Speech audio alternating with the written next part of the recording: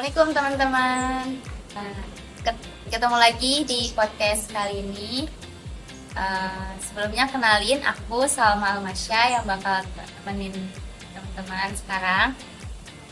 Hari ini kita bakal ngebahas tema yang relate banget sama mahasiswa, yaitu gak cuan gak balik, side hustle paling realistis buat mahasiswa. Aku pribadi, mahasiswa itu orang yang sibuk, bahkan sibuknya lebih sibuk dari pekerja kantoran deh kayaknya. Soalnya kita kuliah, banyak tugas, banyak deadline, organisasi, terus bahkan kita juga ada beberapa yang cari cuan tambahan. Sekarang ini aku nggak sendirian nih, tentunya ditemenin dengan narasumber yang keren banget. Kenalin, ini Hasna Maria. Hai guys. Halo Hasna, gimana kabarnya? Sama, alhamdulillah kabar aku baik. Sekarang kita mulai bahas dari bahasan yang paling basic dulu deh. Nah, mahasiswa tuh banyak banget kan yang cari cuan tambahan. Sebenarnya uang yang kita punya tuh kelihatannya banyak ya. Misalnya kita punya uang 100.000 nih, kita pikir buat seminggu ke depan kayaknya cukup deh gitu. Ternyata ada bayar uang kas, bayar kalau kita ikut organisasi, ikut panitiaan, bayar DAP, tiba-tiba sisanya 30.000 gitu. Pastinya kan kita butuh banget tuh uang tambahan. Sekarang kita tanya langsung deh sama Hasna. Menurut Hasna, pengalaman Hasna dari sebelumnya atau sekarang, Hasna tuh sekarang kamu punya side hustle apa nih yang cocok buat mahasiswa? Oke, jadi kalau dari aku sendiri itu baru sebulan yang lalu mulai cari penghasilan tambahan dari jasa bisnis, dari jasa desain. Nah itu juga sebenarnya karena tugas ya. Karena sebelumnya pas semester, karena kan aku semester 3 ya. Nah dulu pas semester 2 itu pernah nyoba-nyoba gitu kan buat mulai bisnis desain, tapi karena waktu itu sibuk organisasi dan belum jadi kan butuh banget konsisten ya kalau kita mulai suatu bisnis gitu, baik bisnis jasa ataupun bisnis barang gitu. Nah jadi waktu itu sempat mulai sekitar 3 bulan, dari bulan Februari, Maret, April. Nah itu coba buat konsisten kan. Nah tapi karena nggak bisa konsisten, akhirnya ya aku berusaha buat berhenti dulu deh gitu. Jadi diudahin dulu dan aku fokus sama kuliah sama organisasi kan. Nah jadi ceritanya waktu itu aku kan udah aku udah tutup akunnya gitu. Jadi akunnya tuh kayak akun mati gitu kan, nggak ada konten lagi, terus aku nggak promosi lagi. Tapi tiba-tiba waktu itu muncullah email, pas aku lihat ada email dari penjualan gitu ya, karena kan aku sendiri jual produk digital itu di link.id, yang dimana emang akhir-akhir itu lagi viral banget kan. Link.id itu tempat buat jualan produk digital. Nah akhirnya aku coba kan, dan waktu itu pernah tuh masuk gitu kan, masuk sekali gitu, dan dari situ aku mikir kayaknya kalau aku lanjutin aku bisa deh dapetin yang lebih banyak lagi. Cuman kan memang kuncinya gitu ya, kalau mau berbisnis digital itu harus pinter-pinter bikin konten gitu, harus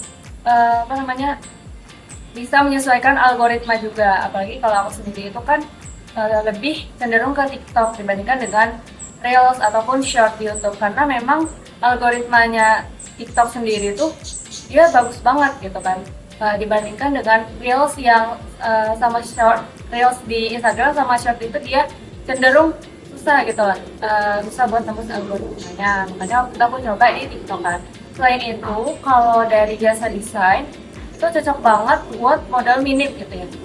Aku sendiri kemarin itu beli beli Canva yang sharing gak nyampe 10.000, dan itu buat sebulan. Cuman dari sini juga harus hati-hati ambilnya, karena kan aku pernah waktu itu beli CapCut sih, bukan Canva, dan ketipu gitu ya, karena emang harganya murah kan. Jadi emang tokonya tuh harus dipilih-pilih lagi karena nggak semuanya amanah. Jadi kemarin ini yang akhirnya ada tugas dari mata kuliah gitu, akhirnya aku mencoba mulai bisnis lagi dari jasa desain itu. Aku paling modalnya cuman internet sama Canva kan, beli Canva Pro gitu biar kita tuh bisa akses elemen-elemen yang berkualitas tinggi. Nah, terus dari ya modalnya cuman internet paling berapa puluh ribu gitu ya, menyelesaikan aja gitu kalau dari internetnya.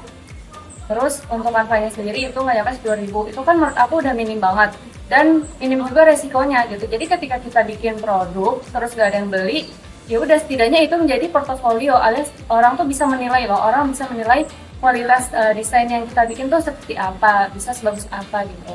Jadi dibandingkan kan kalau misalnya produk makanan gitu, misalnya makanan atau minuman itu kan punya expirednya gitu ya dalam waktu dekat. Sedangkan kalau desain itu makin banyak desainnya justru makin bagus gitu, makin banyak portofolionya kan. Jadi orang tuh ketika mau menggunakan jasa desain di kita gitu bisa menilai karena kan kita udah punya portofolio produk desainnya kayak gitu. Terus ya menurut aku itu bagus ya karena modal minim, selain itu waktunya juga dikit.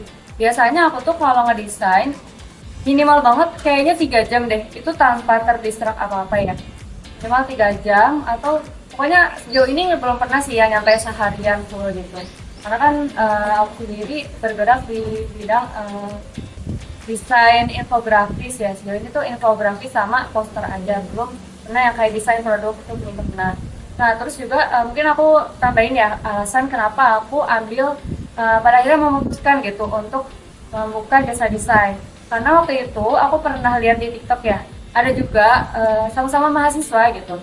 Ada kalau mungkin kalian bisa cari di TikTok namanya Dea Zier sama satu lagi Tindut. Nah itu tuh dua-duanya sama-sama seorang mahasiswa perempuan yang punya bisnis di bidang digital gitu, di jasa desain. Nah dari situ akhirnya aku terinspirasi, aku ngerasa aku juga pengen nyoba gitu karena dari aku sendiri walaupun mungkin yang perlu teman-teman ketahui gitu ya, misal teman-teman ngerasa wah aku nggak bisa desain nih, aku orangnya nggak kreatif gitu. Sebenarnya semua orang itu kreatif, cuman perlu diasah aja gitu loh. Jadi bukan apa ya, bakat gitu, tapi suatu bisa desain itu bukan suatu bakat tapi suatu kemampuan yang perlu diasah. Karena kalau dulu tuh pas aku baru tahu Canva pas sekitar SMA. Nah jadi di SMA itu pernah kan dapat tugas biasanya bikin infografis. Nah aku tuh cenderung gak percaya diri sama desain aku sendiri. Jadi aku dulu tuh pakainya template gitu ya. Bikin desain sendiri tuh rasanya nggak pede banget, nggak suka banget sama hasil sendiri gitu kan.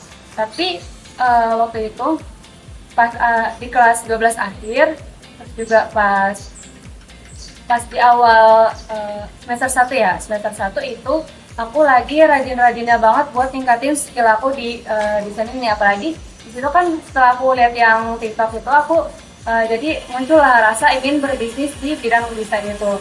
Nah makanya dari situ yang penting asal kita mau konsisten gitu ya, konsisten karena akan sendirinya gitu kita ngerasa warnanya nggak cocok nih, terus elemennya kayaknya kurang bagus gitu loh. Karena kan kita juga belajar sambil ngeliat tips-tipsnya kan gitu. Udah banyak banget gitu, apalagi sekarang ada TikTok, Instagram, YouTube, jadi semua pasti ada konten tentang apa. Jadi ya kalau emang mau mencoba gitu di jasa desain, yang penting ada kemauannya dulu gitu. Masalahnya kita mau atau enggak, masalah bisa itu tinggal prosesnya.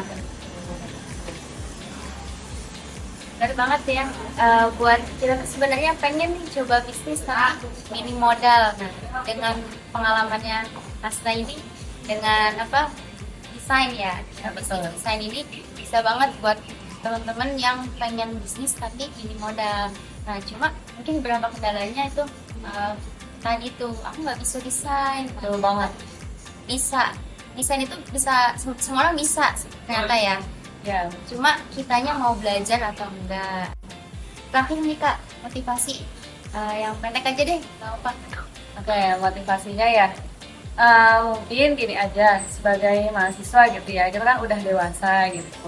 Dan alangkah lebih baiknya ketika kita punya penghasilan sendiri itu lebih bisa memudahkan ekonomi dari keluarga. Jadi biar dan juga mempersiapkan financial freedom gitu ya. Karena kan apalagi usia-usia mau masuk ke 20-an atau menginjak 20-an itu kan 20-an itu kan sebagai ini ya, apa namanya?